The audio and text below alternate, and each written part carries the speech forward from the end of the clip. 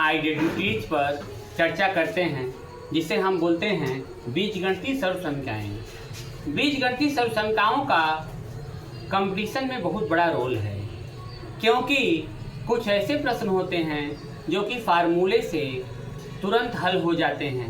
यदि उसको हम मैनुअली करें, गणितीय विधि से करें बिना सूत्र का, तो वो सब सवाल टाइम ले लेते हैं। आइए हम आपको कुछ सर्वसंख्याओं के बारे में चर्चा करें।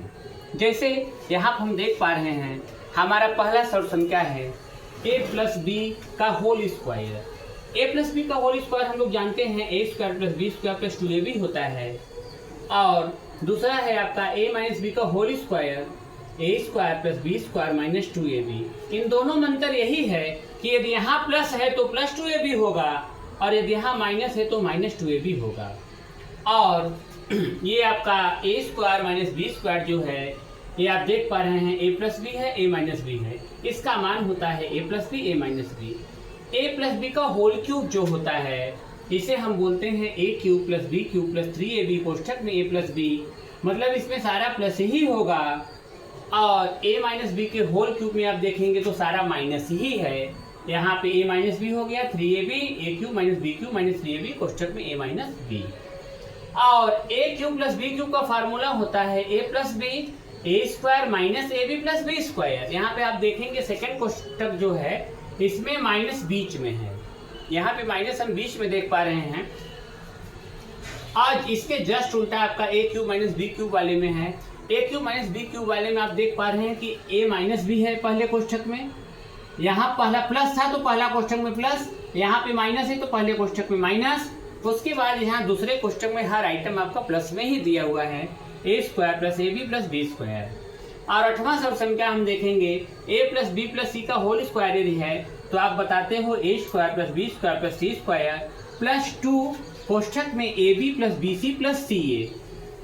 और इसके अलावा 9 और 10 जो है ये सर्वसंख्या बना दिया गया है तो ये कैलकुलेशन ही। जैसे ए प्लस बी का whole square plus a minus b का होल स्क्वायर, इसको आप बता दिए हैं 2 कोष्ठक में a square plus b square. आप यदि ए प्लस बी का होल स्क्वायर है माइनस बी का होल स्क्वायर तोड़ेंगे, a square plus b square plus 2ab, a square plus b square minus 2ab plus 2ab plus 2 minus 2ab cut जाएगा, बचेगा 2a square 2b square और 2 common लेकर के बना लिए स्क्वायर प्लस बी स्क्वायर।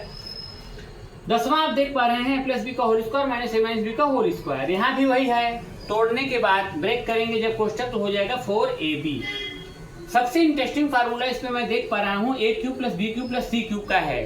ए cube plus b cube plus c cube का formula आप देख पा रहे हैं a plus b plus c, a square plus b square plus c square minus a b minus b c minus c ए।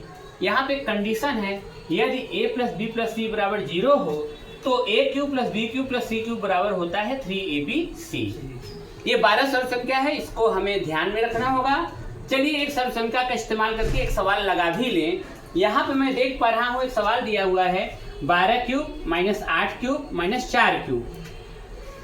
तो देखिए किस सर्वसंख्या किसमें यूज होगा। सबसे पहले हम चेक कर लेते हैं 12 माइनस 8 माइनस 4 जोड़ के हम देखते हैं 12 माइनस 12 बराबर हो गया आपका 0। इसका मतलब ये हुआ कि a plus b plus c बराबर 0 का फॉर्मेट है। इसमें a plus b plus c बराबर 0 का फॉर्मेट है। अब हम सीधा सीधा कहेंगे a cube plus b cube plus c cube को लिखेंगे 3abc। अब इसको हम सीधा सीधा बोल देंगे 3a। ए के रोल पे 12 है, बी के रोल पे 8 है और सी के रोल पे आपका -4 है, सॉरी -8 है और सी के रोल पे -4 है। अब इसको हम गुणा करेंगे, 12 3 36 और 8 चौके 32। इसका गुणा कर लीजिए। गुणा करेंगे 36 और 32 का, तो बताइए आप लोग गुणा करके, आप लोग तो गुणा में विद्वान हैं।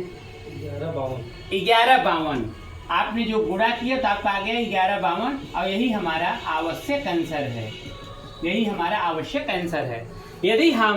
यदि हम फार्मूले का इस्तेमाल इसमें ना करते तो हमें 12 का 3 बार गुणा करना होता, 8 का 3 बार गुणा करना होता, 4 का 3 बार गुणा करना होता, तब जाकर के हमारा सवाल हल हो पाता।